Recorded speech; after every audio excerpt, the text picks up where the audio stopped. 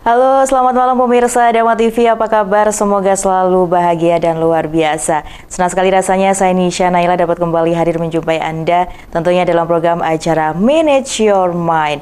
Mind is not everything but everything come from your mind. So, manage your mind. Pikiran bukan segalanya, tapi segalanya berawal dari pikiran. Untuk itu mari kita menjaga pikiran dan hati kita agar selalu menjadi pribadi yang positif.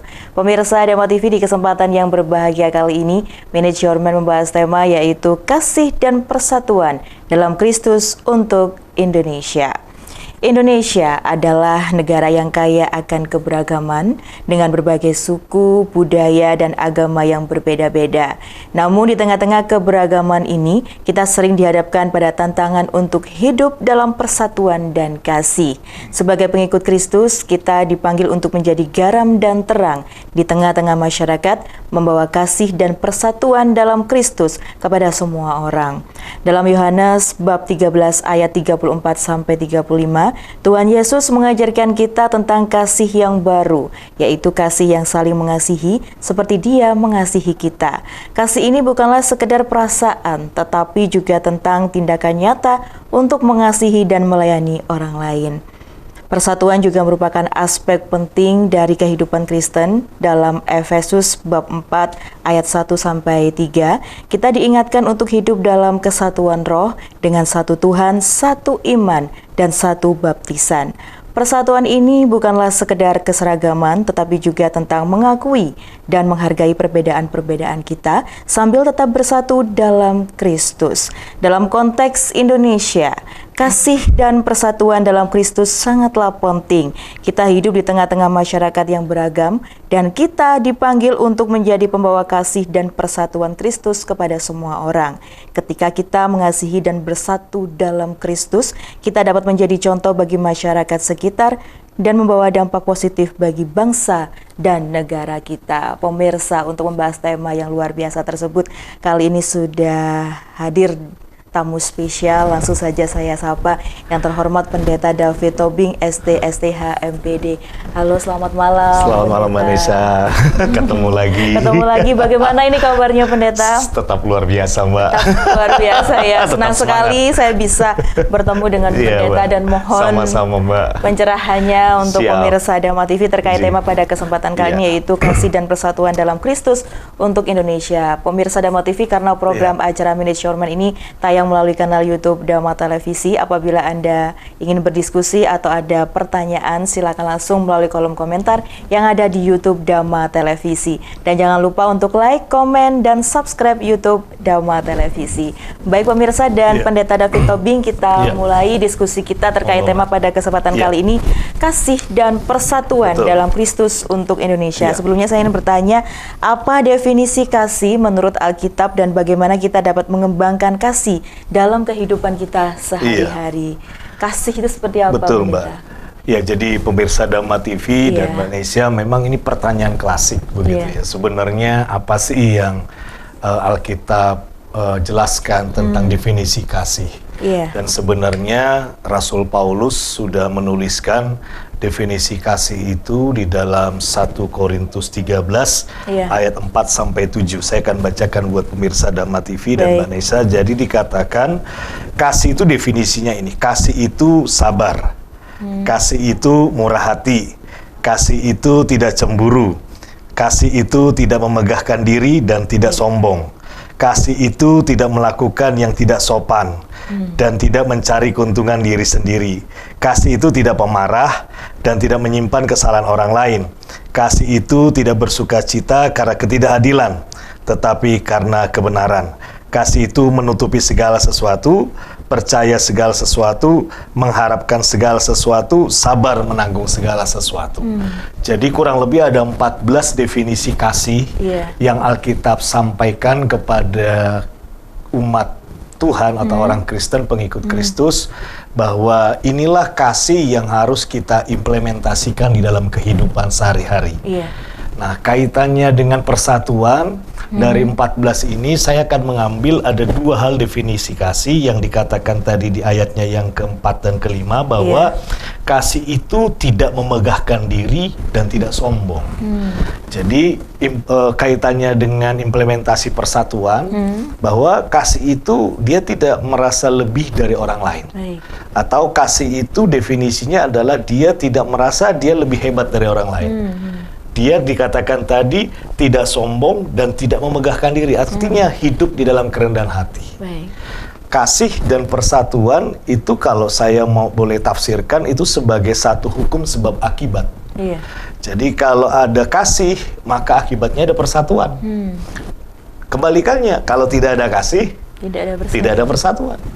Dan karena satu kehidupan ini, bahwa di komunitas apapun, baik itu berbangsa, baik itu bergereja, baik itu bermasyarakat, baik di dalam keluarga, kita tidak akan luput, tidak akan dapat mengelak atas sebuah kata yang bernama perbedaan. Ya, perbedaan ini suatu keniscayaan.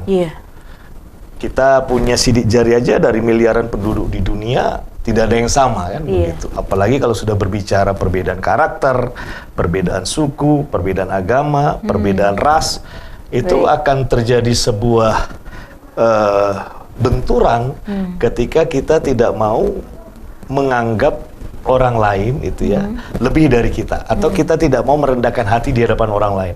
Kalau kita merasa lebih dari orang lain, maka benturan akan terjadi, persatuan tidak akan tercipta. Begitu kalau menurut saya, Mbak. Jadi dalam kehidupan sehari-hari, apakah kita harus mengembangkan ke-14 yang tadi sudah disampaikan oleh Pendeta David? Betul, Mbak. Jadi dalam segala aspek ya, mulai dari kita berkeluarga, buat kita bermasyarakat, bergereja, berbangsa, itu 14 ini wajib dikembangkan. Khususnya yang 2 hal yang utama tadi. Bahwa kita tidak boleh sombong, bahwa kita tidak merasa lebih dari orang lain, tidak merasa bahwa kita yang paling dari semuanya, Mbak. Itu memang kuncinya sebuah unity atau persatuan. Ketika semua merasa sama rata, sama rasa, tidak lebih dari yang lain, dan itu bisa akan tercipta persatuan. Lalu bagaimana Pendeta kita menunjukkan kasih Kristus kepada orang lain, terutama dalam konteks Indonesia yang beragam? Indonesia ini kan beragam ya, tadi sudah disampaikan juga bahwa ada perbedaan suku, agama, ras, dan lain-lain. Nah ini bisa menjadi konflik ya, apabila kita tidak ada persatuan di dalamnya. Nah bagaimana menunjukkan kasih Kristus? Pendeta? Jadi ini saya implementasikan dalam kehidupan saya berorganisasi, khususnya di forum komunikasi antarumat beragama. Kurang lebih 8 tahun ini saya menjadi Sekretaris Jenderal FKUB Malang, dengan dinamika perbedaan yang ada, begitu. Bagaimana saya mencoba menggerakkan FKUB Malang ini, salah satu contoh dalam kehidupan berorganisasi, bersosial, bahwa saya menghargai perbedaan. Artinya ketika rapat, misalkan kalau jam-jamnya sholat, kita break atau kita hindari. Ketika ada acara di agama lain atau di kepercayaan yang lain, kita pindah pertemuan atau kita undur pertemuan. Artinya kita tidak memaksakan kehendak kita kepada orang lain. Dan itu akan membuat tenggang rasa terjalin, sehingga tenggang rasa yang terjalin ini membuat bisa kita bersatu. Ketika kita bisa bersatu, kita bisa berdampak buat kota kita, khususnya buat Malang sekitarnya. Jadi implementasi kasih begitu ya. Betul, dalam kehidupan berorganisasi, dalam kehidupan bersosial seperti itu, Mbak. Kita memiliki sebuah tenggang rasa, itu implementasi kasih. Karena kalau kita nggak punya tenggang rasa, berarti kita sombong kan begitu. Karena kita punya tenggang rasa, itu bukti bahwa kita tidak memegahkan diri dan tidak sombong, seperti definisi 1 Korintus 13 tadi. Pendeta. Kemudian apa peran kasih dalam membangun persatuan dalam komunitas Kristen, dan bagaimana kita dapat mempraktikkan kasih dalam kehidupan sehari-hari? Ya, dalam komunitas Kristen pun tidak berbeda dengan kehidupan bermasyarakat atau berbangsa. Perbedaan pun terjadi dalam komunitas Kristen. Di dalam tubuh Kristen juga banyak juga yang disebut dengan doktrin. Ya, ada yang karismatik, ada yang injili, ada yang pentakosta, semua dengan gayanya masing-masing. Ada yang beribadah dengan hening, dengan apa namanya, tanpa gerakan, gitu ya. Ada juga yang teman-teman juga beribadah dengan tepuk tangan, dengan menari, dan itu semua perbedaan-perbedaan yang ada di dalam komunitas Kristen. Pandangan-pandangan teologis juga ada yang berbeda-beda. Nah, kembali lagi kepada apa definisi kasih tadi, kita tidak bisa sombong, nih gue yang paling benar gitu ya. Cara gue beribadah yang paling benar, cara doa gue yang paling benar gitu ya. Nah, kalau yang misalkan yang tadi tidak ada gerakan, misalkan dengan kusyuk, juga tidak bisa dikatakan, kamu ibadahnya salah, kan gitu. Jadi kita bisa menghargai perbedaan-perbedaan doktrin-doktrin yang ada di dalam kekristenan. Baik itu nanti tepuk tangan atau tidak tepuk tangan, kita sama-sama merasa dan menyadari bahwa itu bukan untuk kita, tapi untuk kemuliaan nama Tuhan. Jadi kalau kita merasa gue yang paling benar, gue yang tepuk tangan, nanti yang salah tersinggung. Kalau sudah tersinggung berantem. Kalau sudah berantem nggak jadi persatuan kan gitu. Terpecah-pecah lagi kan nanti. Jadi harus memiliki rasa menghargai begitu ya, menghormati gitu, walaupun caranya mungkin berbeda-beda. Betul, pandangannya berbeda-beda. Dan itulah tadi 1 Korintus 13 berkata, itu adalah kasih yang tidak memegahkan diri dan tidak sombong tadi. Merendahkan ego kita masing-masing. Nah, itu sulit ya untuk meredakan ego dalam diri itu. Musuh terbesar dalam diri seseorang adalah ego ya, pendeta ya. Baik pendeta, kita lanjutkan lagi setelah yang satu ini. Pemirsa jangan kemana-mana, tetap dalam program acara Manage Your Mind.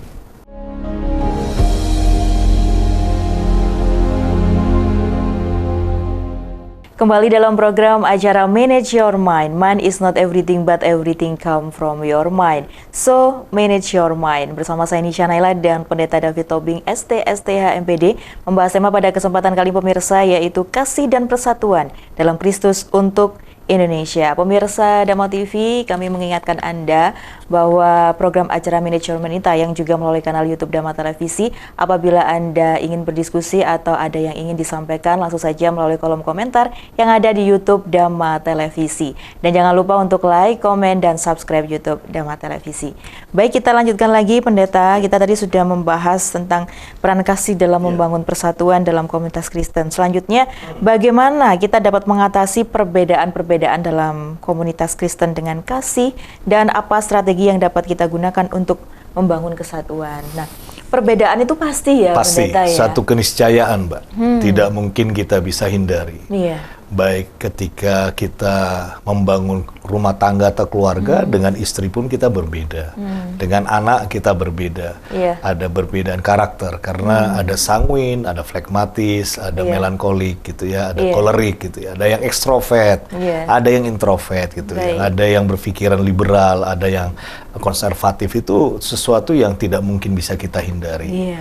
Nah, kalau kita tidak bisa memahami esensi kasih di dalam kehidupan kita, maka kita tidak akan bisa menjadi satu persatuan atau kesatuan dengan orang lain. Bahkan rumah tangga bisa cerai, gitu ya. Kayak kasus yang beberapa waktu di Kota Malang, antar tetangga pun bisa bertengkar. Satu harus out, keluar gitu ya. Harusnya kan tetangga itu bisa bersatu kan begitu ya, bisa bersama-sama, namanya aja tetangga. Nah, ini yang terjadi Kota Malang yang viral beberapa waktu yang lalu kan akhirnya terusir salah satu gitu ya. Jadi inilah yang saya katakan bahwa tema malam hari ini di acara kita ini sangat fundamental sekali, bahwa basic kehidupan kita selain kita punya iman kepada Tuhan, kita harus punya kasih. Kalau lebih tajam lagi, kalau kita kembali di dalam 1 Korintus 13 yang saya baca tadi, ada 3 fundamental kekristenan: iman, pengharapan, dan kasih. Dan firman Tuhan katakan iman, pengharapan, yang kasih, 3 pilar ini yang paling besar adalah kasih. Jadi bukan iman kepada Tuhan, bukan pengharapan kepada Tuhan, tetapi kasih yang paling utama. Paling utama. Dan 1 Korintus 13 ayat 13 berkata kasih itu yang dasar utama. Makanya Yesus pernah berkata di dalam Injil, kasihilah Tuhan Allahmu dengan segenap hatimu, dan kasihilah sesama manusia seperti dirimu sendiri. Jadi kalau kita mengasihi diri kita, kita juga harus mengasihi orang lain. Kalau kita mengasihi Tuhan, kita harus mengasihi orang lain sama seperti kita mengasihi Tuhan. Jadi kalau kita nggak bisa mengasihi sesama, sebenarnya kita nggak bisa mengasihi Tuhan. Bagaimana kita bisa mengasihi yang tidak kelihatan, yaitu Tuhan, kalau yang kelihatan aja kita nggak bisa mengasihi. Baik. Kan lebih gampang mengasihi yang kelihatan daripada yang tidak kelihatan. Iya, gitu. iya. Jadi ada ini ya, apa istilahnya komunikasi vertikal, horizontal, diagonal begitu Betul. ya. Jadi pendeta? tidak ada lagi orang yang bisa berkata saya mengasihi Tuhan. Tapi di dunia berantem melulu. Iya. Dengan istri tukaran gitu ya. Dengan anak satru misalkan Iya. gitu. Dengan gereja atau dengan hamba-hamba Tuhan atau pendeta yang lain musuhan. Itu tadi saya katakan bahwa kalau kita mengasihi Tuhan vertikal, maka kita wajib horizontal. Itulah esensi salib sebenarnya. Jadi salib itu sebenarnya adalah hubungan kita dengan Tuhan, hubungan kita dengan sesama. Nah, kalau kita tidak bisa mengasihi sesama, bagaimana mungkin kita mengasihi Tuhan? Kan logikanya begitu. Baik. Yang utama mana dulu pendeta? Apakah mengasihi sesama manusia ataukah hubungan dengan Tuhan? Yang paling utama. Ya, kita kalau memang orang bertanya begitu, kadang-kadang kita berkata bahwa kita harus mengasihi Tuhan dulu, begitu ya. Tetapi Tuhan tidak memaksa kita harus mengasihi Dia dalam arti kita totality. Karena bagaimanapun juga ketika kita mengasihi Tuhan, pasti kita nggak akan bisa sempurna mengasihi Dia. Makanya di dalam 1 Yohanes dikatakan, kalau engkau mengasihi Tuhan, minimal itu terlihat di dalam kehidupanmu. Mengasihi sesama. Bahkan kalau lebih tajam lagi di dalam 1 Yohanes itu dikatakan, kalau kamu tidak mengasihi sesamamu, kamu sama saja dengan pembunuh, pendusta, pembohong, kan begitu. Gagal mengasihi Tuhan karena keterbatasan manusia mungkin satu hal yang wajar kan begitu. Tapi kalau sesama manusia saja kita tidak bisa saling mengasihi, tidak ada tenggang rasa, tidak ada hal-hal yang bisa membuat kita berdamai dengan mereka, itu menurut saya sangat keterlaluan gitu ya. Karena sesama manusia ini, kalau dengan Tuhan oke lah, ada salah 2, salah 3, salah 4, dan saya percaya Tuhan memaklumi kan begitu karena keterbatasan. Tapi kalau dengan sesama manusia itu yang sama-sama kelihatan gitu ya. Masa kita nggak bisa kan begitu. Iya, baik pendeta. Kemudian strategi yang bisa kita gunakan bagaimana pendeta? Agar kita bisa membangun yang namanya kesatuan, tidak ada konflik. Tadi yang sudah disampaikan dengan tetangga, dengan hubungan suami istri, pertemanan, itu bagaimana pendeta? Iya, strateginya adalah dimanapun kita berada, biarlah ini menjadi spirit kita gitu. Semangat kita, strateginya nggak ada yang lain, Mbak. Karena tadi saya katakan, perbedaan-perbedaan itu tidak bisa kita hindari. Bangun tidur, mau melangkah kemanapun, melakukan apapun, pasti kita akan berbeda.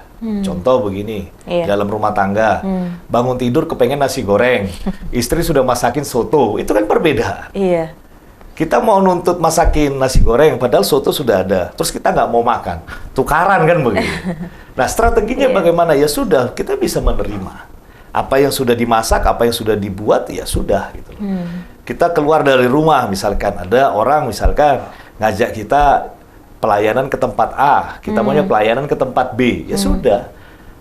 Itu satu hal yang tidak bisa kita hindari.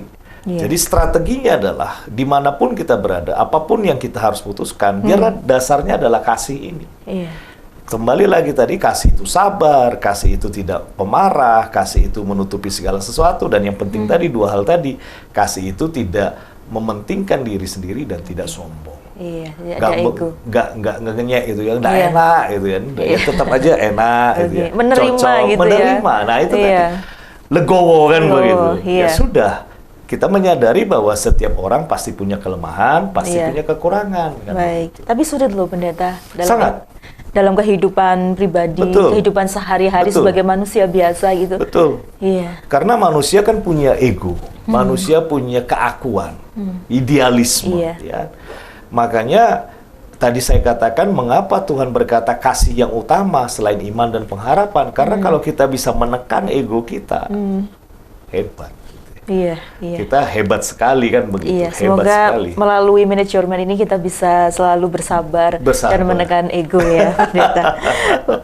Kemudian apa hubungan antara kasih dan pengampunan, dan bagaimana kita dapat mempraktikkan kasih dan pengampunan dalam kehidupan sehari-hari? Pendeta? Jadi ini sama tadi, kasih dan persatuan, kasih dan pengampunan ini sama. Jadi ketika orang mengasihi, tadi kan definisinya ada 14, Mbak.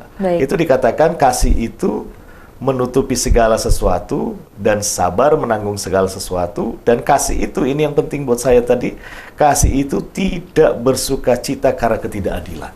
Artinya begini, kalau ada orang yang salah atau ada orang yang tergelincir gitu atau ada orang yang jatuh kan gitu, kita tidak menghakimi. Artinya kalau itu merugikan diri kita bisa menerima. Sudahlah kan begitu. Iya. Beberapa kali misalkan di dalam kehidupan saya, kadang-kadang kalau naik sepeda motor itu atau naik mobil gitu ya, kadang-kadang kalau pas naik mobil gitu, mobil saya ditabrak dari belakang gitu ya, karena ada orang yang lupa ngerem apa terlalu kencang gitu ya, di perempatan di lampu merah kan gitu ya. Kadang-kadang ketika orang nabrak mobil kita saja, kita emosinya luar biasa kan gitu. Tapi bagaimana kembali kepada kasih tadi kan gitu ya. Orangnya sudah minta maaf, Pak, saya kilaf, saya salah, terlalu tergesa-gesa, terlalu ngebut, remnya mendadak, cakram dan lain-lain kan begitu. Kalau dia sudah mengakui kesalahan dan sudah minta maaf dan tidak punya biaya untuk mengganti dan lain-lain, nah itu tadi. Kembali kepada definisi 1 Korintus 13 ayat 4-7 ini, kasih itu menutupi segala sesuatu. Artinya ada pengampunan yang diberikan. Ya sudahlah Mas, next time hati-hati ya, jangan ngebut lagi. Gitu ya. Terima kasih Pak. Dan saya percaya orang itu akan pulang dengan tanpa rasa guilty, tanpa rasa bersalah kan gitu. Freedom. Kita yang melepaskan pengampunan juga freedom. Loh, tapi rusak Fit? Iya, rusak. Tapi bagi saya pengampunan itu lebih lagi, lebih berharga daripada kita harus menghukum beliau, apalagi sampai kepolisian dan lain-lain. Waduh, itu panjang sekali ceritanya nanti gitu. Oke. Sekali lagi sulit ya kadang-kadang ya pendeta ya untuk dengan cerita yang tadi itu, ketika kita mendapatkan suatu masalah itu yang fatal begitu misalkan, sulit apalagi untuk merugikan memaafkan, diri yang kita. merugikan itu. Betul, apalagi merugikan diri kita. Nah, disinilah belajar ketika kita punya rasa iman atau rasa kasih gitu ya, kita berharap kita punya kerohanian yang baik gitu ya, bahwa kita punya kerohanian yang baik, kita dapat menerima kekurangan, kelemahan orang lain yang merugikan diri kita dengan kita berkata kepada dia, sudahlah, gak usah dipikirin kan gitu ya, nanti berkat dari Tuhan, rezeki dari Tuhan kan begitu. Positif ya. Positif. Tapi kalau kita menuntut bayar 500.000 misalkan, 1 juta, lah gara-gara itu dia merampok, dia membegal kan, semakin kita putus lah gitu. Nah, kita tidak ingin berlarut-larut ya. Selalu satu persoalan akan melahirkan persoalan-persoalan yang baru kan begitu. Nah, setan kan seneng ini. Dia adu domba. Misalkan kayak tadi, tetangga persoalannya hanya masalah parkir. Merembet ke masalah yang lain. Kan? Se-Indonesia, se-Nusantara, bahkan luar negeri kan. Begitu. Padahal awalnya hanya masalah parkir kan. Jadi ya sudahlah, api yang kecil ini nggak usah dikobarin. Itu prinsipnya, kasih dalam pengampunan. Jadi kalau ada api, kalau ada persoalan, benturan, itu suatu keniscayaan kok Mbak. Nggak mungkin kita berkata hidup ini damai, nggak ada masalah, mission impossible. Pasti ada percikan-percikan. Dan itu biarlah dengan kasih, api yang kecil itu sebelum besar jadi air yang memadamkan, bukan bensin yang semakin membesarkan. Oke, luar biasa sekali. Semoga kita bisa mempraktekannya, Pendeta. Baik Pendeta, kita lanjutkan lagi setelah yang satu ini. Pemirsa jangan kemana-mana, tetap dalam program acara Manage Your Mind.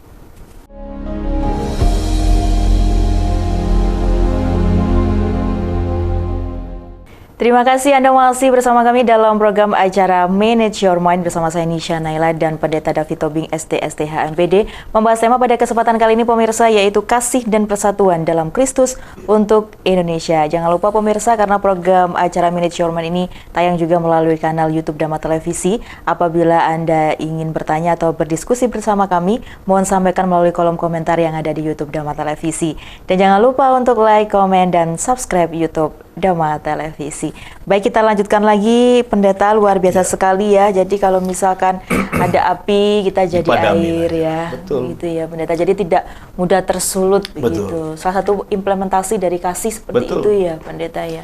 Iya, karena perbedaan culture, perbedaan budaya, perbedaan agama, sara, latar belakang, karakter itu yang sangat tadi Mbak Naila sudah sampaikan di awal, beragam di Republik ini. Iya. Itu menjadi, kalau saya bilang, bisa menjadi kekuatan, tapi juga bisa menjadi kelemahan. Perbedaan itu akan menjadi kekuatan ketika bisa diramu, diracik dengan baik, tapi bisa menjadi titik celah di mana terjadi perpecahan. Nah, itulah saya katakan tadi, kadang-kadang percikan-percikan api itu pasti akan terjadi dalam kehidupan. Pasti akan terjadi percikan-percikan api, karena tadi manusia ini kan egosentris banget, keakuannya tinggi. Kadang-kadang bukan cuma tokoh agama A dengan tokoh agama B. Kadang di yang level paling rendah kayak tadi saya sampaikan, suami istri pun kadang-kadang punya ego. Kamu yang harus hormat saya. Enggak, saya yang cari duit, kamu harus hormat saya. Yang satu, saya ngurus rumah, kamu harus ikut saya. Kadang-kadang percikan-percikan itu bisa terjadi.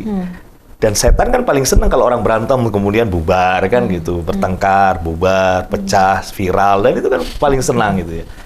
Makanya saya tadi katakan momen segmen ini sangat fundamental sekali, bahwa percikan-percikan itu ketika ada perbedaan bisa kita padamkan, bisa kita minimalisir, tidak membesar gitu, dengan cinta kasih, dengan mengimplementasikan firman Tuhan yang tadi saya baca 14 definisi kasih itu, keniscayaan lah pasti akan bisa terjadi persatuan di kota, di bangsa, dan di keluarga kita masing-masing. Membahas persatuan ya Pendeta ya. Apa peran persatuan dalam membangun kesaksian Kristen dan bagaimana kita dapat mempraktikkan kesatuan dalam kehidupan kita sehari-hari? Mempraktikkan persatuan bagaimana? Kalau persatuan, kalau saya ambil dari firman Tuhan, dari Filipi 2 ayat yang kedua, saya akan bacakan buat pemirsa Dhamma TV. Filipi 2 ayat kedua berkata demikian, "Karena itu sempurnakanlah sukacitaku ini dengan, hendaklah kamu sehati sepikir dalam satu kasih, satu jiwa, dan satu tujuan." Nah, ini definisi persatuan dalam konteks Alkitab, bahwa persatuan itu adalah meliputi 3 aspek. Pertama itu aspek dengan hati ya, sehati sepikir. Kemudian ada satu kasih dan satu tujuan. Jadi ada step-stepnya. Jadi kalau pertama hati dulu, kemudian kasih dulu, kemudian tujuan. Nah, persatuan ini bisa diwujudkan ketika persatuan ini memiliki tujuan, goal. Apa sih yang pengen diraih, kan begitu? Apa sih yang ingin dicapai? Artinya ketika kita bicara tentang satu kasih, satu hati, satu pikiran, maka yang endingnya pasti ada satu tujuan. Ibaratnya 2 orang yang sedang memadu kasih, pasti punya tujuan, berumah tangga, punya anak, dan lain sebagainya, kan begitu. Nah, demikian juga dalam kehidupan berbangsa ini. Kita ini bersatu nih, tapi kita juga punya goal. Kita bersatu dalam konteks lintas agama, ada goalnya, supaya apa? Kota Malang tetap kondusif. Kalau Kota Malang kondusif, ekonomi akan berjalan dengan baik. Kalau ekonomi berjalan dengan baik, ada kesejahteraan. Itu kan tujuan yang mau dicapai, kan begitu. Nah, ini yang harus kita implementasikan dalam kehidupan sehari-hari. Bukan cuma kita memiliki kasih kebersamaan, tetapi kebersamaan itu akan mewujudkan satu tujuan, yaitu kesejahteraan. Jadi kalau saya boleh kasih langkah-langkahnya, kasih akan menghasilkan persatuan, persatuan akan menghasilkan kesejahteraan. Itu satu paket yang mungkin kalau menurut saya tidak bisa dipisahkan. Di mana ada kasih, di situ ada persatuan. Di mana ada persatuan, di situ ada kesejahteraan. Karena dalam Mazmur 133 dikatakan ketika kita hidup rukun bersama, di sanalah Tuhan akan mencurahkan berkat dan kehidupan. Jadi itu sesuatu yang tidak terpisahkan satu sama lain, Mbak. Jadi di dalam kehidupan berbangsa, bernegara kita, di dalam kehidupan kita bermasyarakat, hendaklah ini menjadi mimpi kita. Dengan kita memiliki kerukunan, persatuan, maka niscaya atau insya Allah gitu ya, semoga kiranya akan memiliki kesejahteraan, berkat dalam kehidupan kita. Itu harapannya Indonesia ya. Betul. Jadi tidak ada konflik, makmur, sejahtera begitu ya, tidak ada perang begitu ya. Tidak ada perang, karena tidak mungkin satu negara sejahtera kalau perang melulu gitu ya. Dalam konteks di negara-negara Asia atau Timur Tengah kan begitu, kita bisa melihat di mana ada konflik yang berkepanjangan. Ya, bagaimana ekonomi berjalan dengan baik gitu ya. Infrastruktur akan hancur kan begitu ya. Dan lain-lain lah, dan lain-lain begitu. Jadi harapan kita Nusantara ini tetap kita jaga. Supaya persatuan lintas agama, persatuan lintas suku, persatuan lintas ras ini bisa terus terjaga dengan cinta kasih. Sehingga ekonomi kita, pertumbuhannya, dan lain-lain itu bisa berjalan beriringan dengan baik. Yang perlu dibenahi sebetulnya apa Indonesia ini? Pendeta, SDM-nya kah yang perlu dibenahi dari sisi harus memiliki rasa kasih? Betul. Gitu. Jadi memang inilah tugas para tokoh agama. Kalau kita bicara tokoh agama Kristen ya, inilah tugas kami sebagai pendeta gitu, untuk terus memakai ruang-ruang mimbar kami atau ruang-ruang ibadah kami untuk memotivasi jemaat untuk hidup di dalam kasih Kristus. Ya, inilah tugasnya. Sehingga kayak tadi pertanyaan Mbak Nela, apa yang perlu diperbaiki dari bangsa ini? Yaitu tadi para tokoh agama sebagai garda terdepan untuk terus memberikan pemahaman kepada umatnya, masing-masing lintas agama, untuk terus membina cinta kasih ini. Dan saya percaya semua agama mengajarkan hal yang sama, dan tidak boleh lelah dan tidak boleh kita menjadi bosan gitu ya, untuk selalu mengingatkan ini bahwa kita perlu membangun kerukunan, cinta kasih dalam level yang paling kecil sampai level yang paling besar ya, mulai dari bawah, dari keluarga kita, dari masyarakat kita, dari kota kita sampai bangsa kita ya, RT, RW, kelurahan, kecamatan gitu ya, kota, provinsi, baru bangsa, kan ada stepping stone-nya gitu, ada langkah-langkahnya, ini terus dibangun. Supaya itu tadi, kesejahteraan bangsa ini terjadi. Luar biasa sekali. Kemudian pendeta, bagaimana kita dapat membangun persatuan dengan orang-orang yang berbeda denominasi atau latar belakang, dan apa strategi yang dapat kita gunakan untuk membangun kesatuan? Seperti di Kota Malang sendiri, ini kan miniaturnya Indonesia ya. Jadi Kota Malang sebagai kota pendidikan di mana semua di sini berkumpul begitu, dari Sabang sampai Merauke. Nah, ini bagaimana membangun persatuan? Tadi sudah juga pendeta ulas ya, bahwa dengan tetangga saja ada konflik gitu. Apalagi ini ada isu juga keberagaman suku, selalu dibawa-bawa suku. Nah, ini bagaimana membangun persatuan? Pendeta. Membangun persatuannya kembali lagi ke tadi definisi kasih tadi, Mbak, bahwa kita tidak bisa menganggap suku lain lebih rendah dari suku kita. Nah, kembali lagi kepada tadi yang Mbak statement kan, bahwa kita tidak bisa memiliki ego sektoral, egosentris, bahwa suku Batak, kayak saya orang Batak lebih hebat dari suku Ambon misalkan. Kita tidak bisa menyatakan itu, kita tidak bisa menganggap orang lain rendah kan gitu. Jadi tadi katakan kasih itu tidak bisa memegahkan diri dan tidak sombong kan gitu. Kita harus welcome, kita bersama-sama kan. Kita putra-putri bangsa yang hidup berdampingan di dalam segala kelemahan dan kelebihan. Kita bisa bergandengan tangan untuk membangun kan begitu, sinergisitas. Makanya saya seringkali mengambil kalimat Pelangi Nusantara, Mbak. Saya senang dengan kalimat Pelangi Nusantara itu karena pelangi itu kan berbeda-beda. Berbeda-beda warna, berbeda-beda jenis dan lain sebagainya, dan semuanya punya kekuatan masing-masing. Akan indah kalau bersama-sama. Contohnya ketika ketemu dengan mahasiswa dari timur, ketemu mahasiswa dari barat, ketemu mahasiswa dari tengah gitu ya, Indonesia Timur, Indonesia Barat, Indonesia Tengah, ya kita satukan menjadi satu kekuatan yang luar biasa.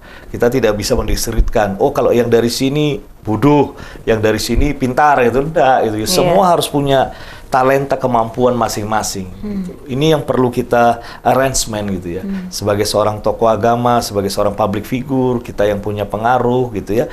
Inilah orang-orang yang harus kita arrangement menjadi sebuah paduan suara yang indah gitu ya. Ada suara satu, ada suara dua, ada suara tiga, ada suara empat, itu kan luar biasa.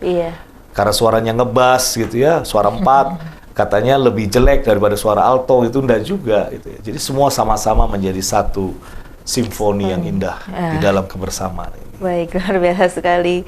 Ya, andai saja kita bisa selalu mempraktekkan ya, ini semoga program acara Manage Your Man ini khusus untuk pemirsa Dharma TV yang menyaksikan program acara Manage Your Man, semoga terinspirasi dan bisa tercerahkan begitu ya, bahwa walaupun kita berbeda suku, agama, ras dan lain sebagainya, kita tetap satu, yaitu Indonesia. Itu pendeta.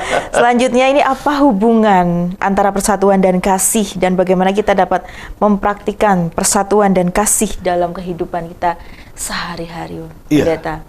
Jadi kembali lagi ke statement awal pembuka saya, kasih dan persatuan itu paket yang nggak bisa dipisahkan. Jadi kembali lagi, dua kata ini sangat berkaitan sama satu sama lain. Kasih itu akan menghasilkan persatuan, dan persatuan tidak akan terjadi tanpa kasih. Itu sesuatu yang menurut saya harga mati kan begitu ya. Jadi kalau kita ingin melihat persatuan, jangan lupa kasih yang menjadi jembatannya. Misalkan ada A, ada B, ada C kan gitu ya. Ini berbeda nih, si A, si B, si C berbeda. Nah, jembatan antara si A ke si B, B ke C, C dengan A, yaitu kasih tadi. Karena kalau tidak ada kasih, si A akan merasa lebih tinggi dari B, B akan merasa lebih tinggi dari C, C akan merasa lebih tinggi dari A. Ini nggak akan mungkin bisa bersatu, akan terjadi chaos, benturan-benturan terus, tidak akan selesai. Gitu. Jadi yang merekatkan, yang mempersatukan perbedaan, yang membuat persatuan terwujud, jembatannya adalah kasih. Lemnya itu adalah kasih. Kasih. Baik, Pendeta, kita lanjutkan lagi. Semakin seru perbincangan kita pada malam hari ini. Tapi tunggu dulu, ada yang mau lewat satu ini. Pemirsa, jangan kemana-mana, tetap dalam program acara Manage Your Mind.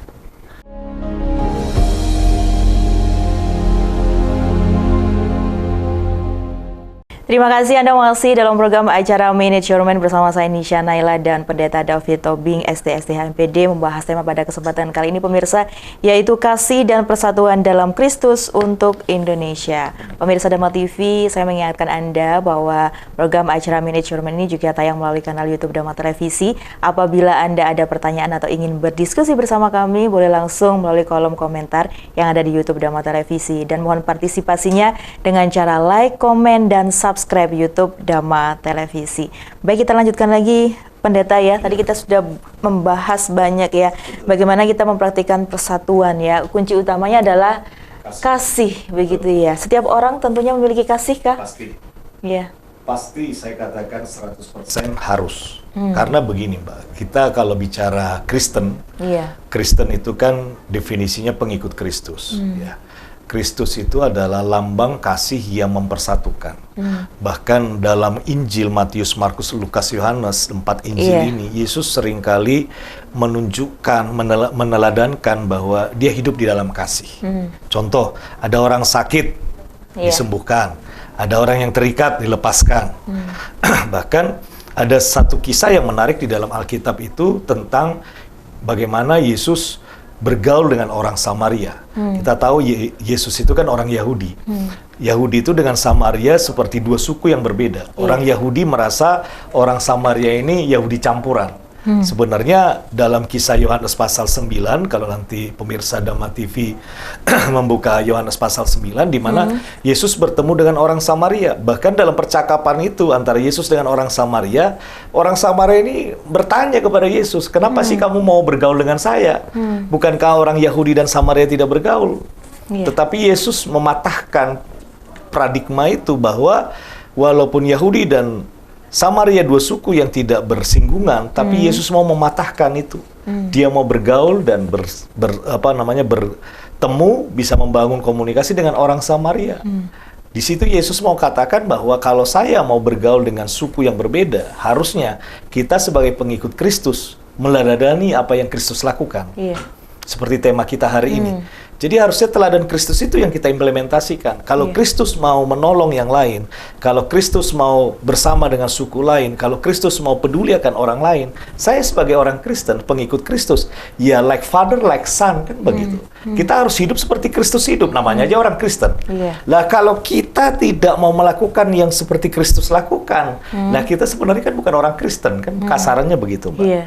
Jadi kembali kepada pertanyaan tadi di segmen ini, kita punya kasih, ya harus. Apakah kita punya kasih? Wajib. Karena kita pengikut Kristus. Kita melakukan apa yang Kristus lakukan. Nah, kembali lagi ke konteks saat ini. Ketika kita menemukan orang yang susah, kembali lagi ke konteksnya zaman sekarang ini ketika kita hidup di dalam perbedaan, ya kita harus menjadi Kristus-Kristus kecil, kan begitu. Biarlah orang melihat kita sebagai duta-duta Kristus.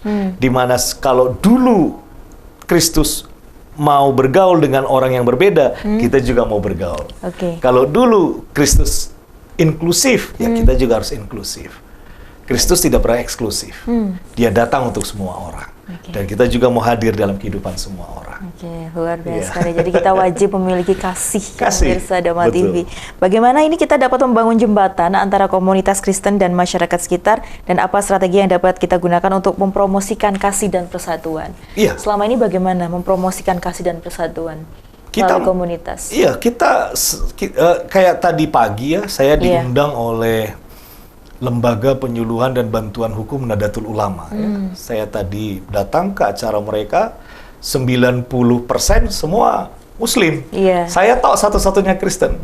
Bahkan Ketua PCNU Kota Malang, Gus Is, itu dari atas panggung ketika dia memberikan sambutan, saya kaget ada Pendeta David di sini. Dia sebut nama saya dengan jabatan saya sebagai pendeta. Artinya dia kaget, dia pikir ini acaranya NU karena penyelenggaranya LPBH NU. Ternyata yang hadir Pendeta David, kan begitu. Satu ruangan mungkin juga kaget, kenapa Gus Is kenal saya kenal Gus Is. Karena hubungan. Ya hubungan di mana saya tidak mau merasa kalau saya agama Kristen saya nggak mau bergaul dengan agama Anda. Agama saya lebih suci, agama saya lebih baik. Enggak. Saya tetap hadir ketika diundang sebagai pribadi, diundang sebagai seorang pengurus FKAUB. Saya mau hadir di tengah-tengah forum. Walaupun saya sendirian yang Kristen, yang lainnya Muslim, tidak ada masalah buat saya. Disitulah kita ingin menjembatani perbedaan itu, gitu. Dengan kita menunjukkan bahwa kita juga mau hadir kok di tengah-tengah komunitas yang berbeda. Karena adanya kasih. Adanya kasih. Saya tidak menganggap diri saya lebih dari orang lain. Saya tidak menganggap saya lebih berharga dari orang lain. Ini kebersamaan.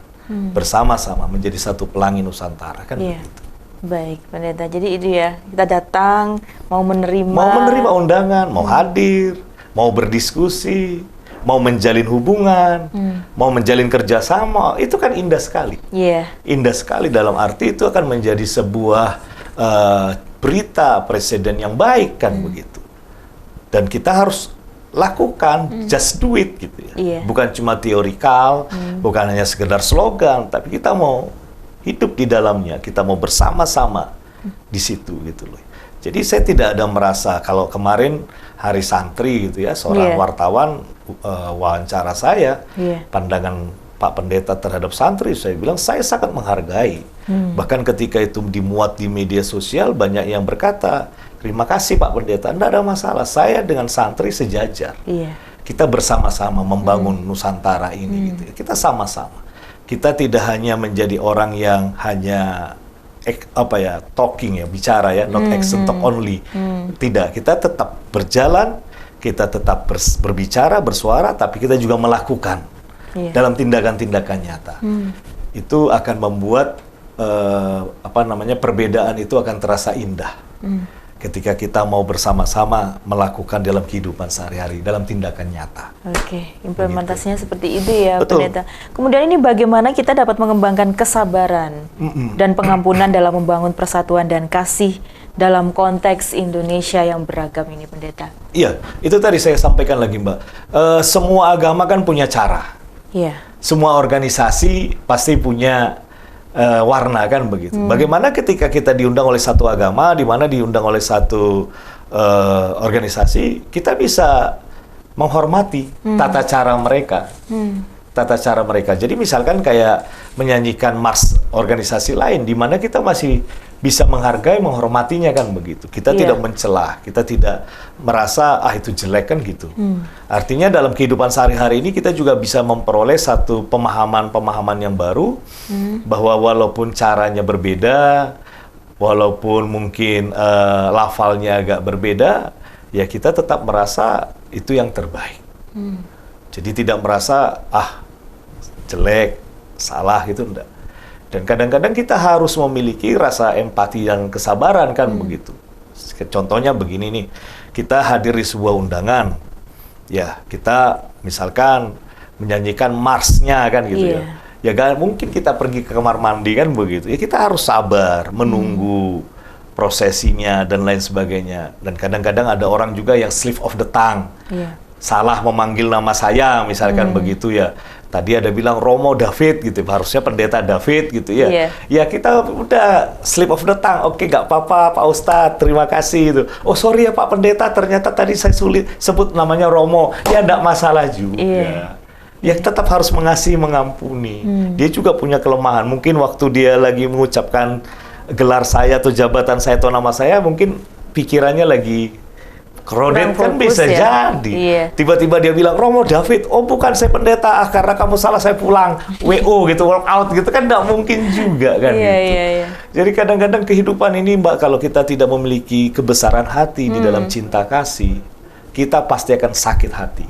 Kita pasti akan hidupnya dengan pahit, kecewa, dendam, segala macam. Kalau tidak ada kasih dalam diri kita. Dan mau hidup seperti itu setiap hari, rugi kan begitu. Dan kita tidak mau hidup seperti itu terus dalam kehidupan ini. Ya kita harus hidup dengan damai, sukacita. Sampah itu semua kan dibuang. Ya semua toksik-toksik itu ya dibuang. Racun-racun itu ya dibuang. Kita mau berharap orang lain sempurna, nggak mungkin. Kita mau berharap istri kita sempurna, nggak mungkin. Kita mau berharap rekan kita sekerja sempurna, nggak. Mereka pasti punya kesalahan, kelemahan. Dan ketika itu terjadi dalam hidup kita, Tadi dikatakan kasih itu menutupi segala sesuatu. Kasih itu nggak pemarah. Ya sudah. Jadi kasih ini mengajarkan juga kesabaran. Sama. Karena kasih itu definisi yang pertama, yang paling awal adalah kasih itu sabar. Dari 14, number one, sabar. Kasih itu dengan sabar itu beriringan. Nomor 1, dari 14 definisi kasih itu sabar. Ya, luar biasa Jadi sekali. tidak mungkin orang bilang, saya mau sabar tanpa kasih. Tidak mungkin persatuan tanpa kasih. Dan tidak mungkin ada kesejahteraan tanpa kasih. Oke, jadi fundamentalnya adalah kasih.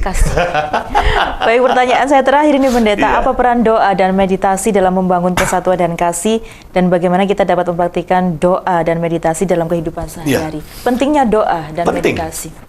Kenapa saya bilang saya setuju penting doa dan meditasi, atau kalau bilang saya bahasa Kristennya meditasi saya ganti dengan ibadah mungkin ya. Apa pentingnya doa dan ibadah dengan kasih? Kaitannya sangat erat. Tadi saya mau kasih tahu, saya sampaikan bahwa semuanya ini kan dibangun dengan hubungan pribadi kita dengan Tuhan. Ya, kasih yang terbesar adalah kasih Tuhan. Ya.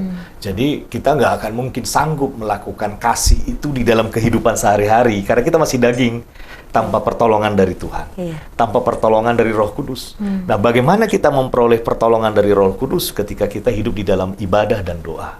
Kekuatan kita ibaratnya handphone gitu, lowbat gitu ya. Kalau handphone saya lowbat, bagaimana ini bisa beraktivitas terus 1 kali 24 jam kalau dicaskan begitu, Mbak. Nah, ngecas itu kita menyambung kepada Tuhan kan begitu, menyambung kepada Tuhan. Jadi kalau kita nggak pernah doa, kita nggak pernah ibadah, HP kita lowbat. Dan kalau HP kita lowbat, tidak akan bisa kita pakai dengan baik. Oke, jadi pentingnya doa dalam membangun kasih. Betul, fundamental sekali. Ibadah dan doa itu sangat penting. Supaya kita punya kasih, dan ketika kita punya kasih, kita punya persatuan, dan kita punya persatuan, kita akan sejahtera. Oke, amin. Terima kasih Pendeta David Tobing. Sebetulnya saya ingin bertanya lebih dalam waktu kita ya. Semoga kita bisa bertemu lagi dengan topik-topik yang menarik juga dalam hari ini. Terima kasih sekali lagi, sukses selalu untuk Pendeta David Tobing. Baik pemirsa Dhamma TV, saya sudah kebersamaan kita dalam program acara Manage Your Man, membahas tema pada kesempatan kali ini, kasih dan persatuan dalam Kristus untuk Indonesia bersama Pendeta David Tobing, ST/STH MPD. Semoga bermanfaat untuk Anda. Akhir kata, saya Nisha Naila beserta kru yang bertugas mengucapkan terima kasih atas kebersamaan Anda. Dhamma TV selalu damai di hati. Selamat malam, sampai jumpa.